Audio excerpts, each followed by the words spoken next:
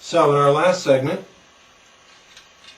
we were discussing how to prepare the reel seat to be epoxied to the rod blank.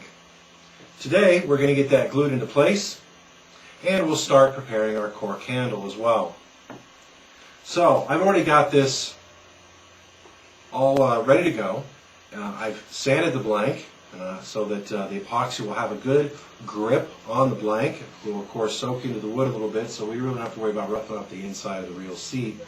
And right now it's just sitting flush. I've already verified that when it is sitting flush there, that this will go on all the way. That's very, very important. I'm going to set this aside now. At this point, we're good to go. As I said in the last video, if what you have ended up with is either a reel seat where you have sanded out too much of the inner diameter, or you've simply purchased it that way, you can very easily make up that difference. And you need to do it in such a way that it's going to be even, that the rod will be sticking directly out of the reel seat. So you can do that very easily just by taking some tape. Now this is just some 1/2-inch masking tape. And what I can do with this is measure where it's going to go and put at least 2 arbors, if you will. I'm going to basically create an arbor out of tape. Now masking tape isn't known for being the most durable thing in the world, but it doesn't have to be. It's the epoxy that's going to do all the work. The tape is just to make sure that everything is held in place and is even until that epoxy has an opportunity to dry. As you can see, I've just put a couple of wraps of tape around here just to show you what that would look like. I would continue to build these up until the reel seat sits very, snugly there, okay? And then during the drying process, you'll know that you're going to get a nice adherence, okay? And it's going to be, the rod blank will be centered in the middle of that oversized reel seat. So that's how you do it. Go ahead and, that having been said, I don't need this tape. I have a nice, good, firm fit between my rod blank and my reel seat. So I'm just going to get this tape off of here. It goes on really, really easily because it only required minor sanding. We already know that this reel seat is going to go on. Verify everything every time. One of those measure twice, cut once instances. You don't want to mess this up, okay? So at that point, you know that this is how it's going to look on the rod, and the handle will be going about here as well. So, pulling this off very carefully, as you can see, I could actually afford to let that blank stick out that far. See? The cap is already in the end of this. I slide it on and it's all good.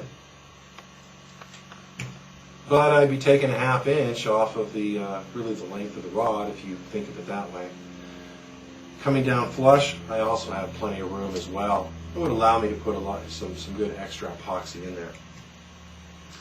Now, while I've shown you that you should sand this and it should be a good fit, you don't want it to be a really tight fit, because you know what's going to happen? When you put your epoxy on here, if this is a tight fit, when you slide it down, you just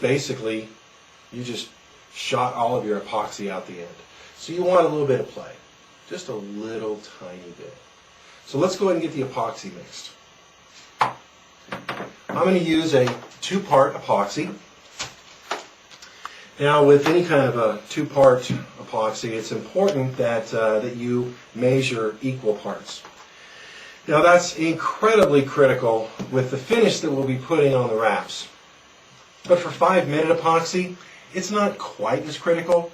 So we're not going to be very surgical in the measuring of this. We're just basically going to measure out a couple of quarter-size dollops. So let's go ahead and get started. I'm going to take part A here, and I'm just going to squeeze out a bit.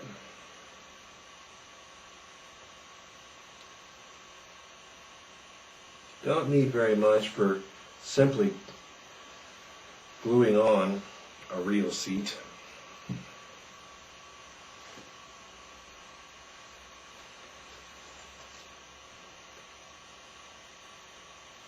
Alright, there are 2 quarter-size dollops of glue.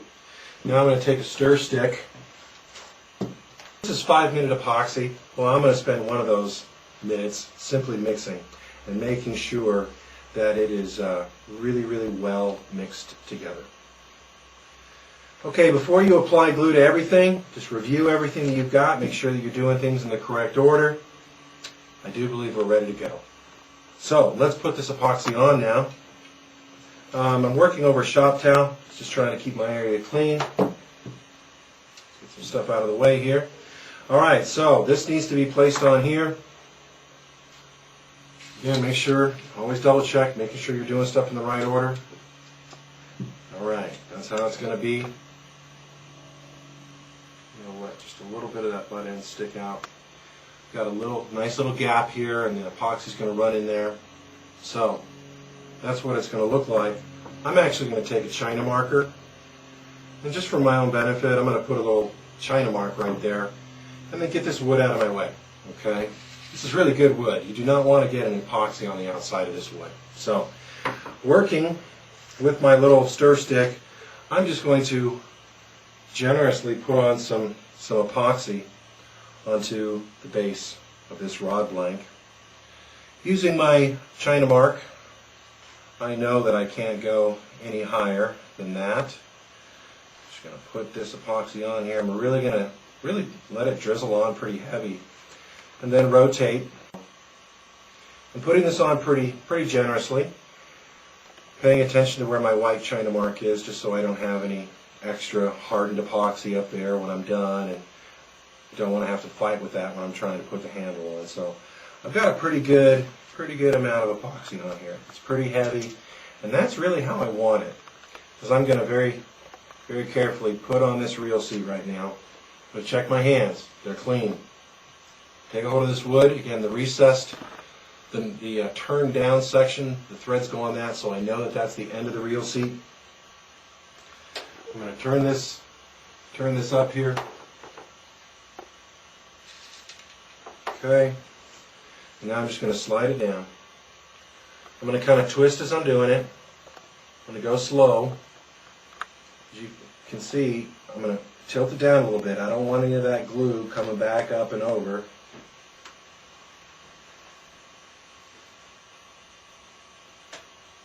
I'm pushing off a little bit of the extra, but that is just fine.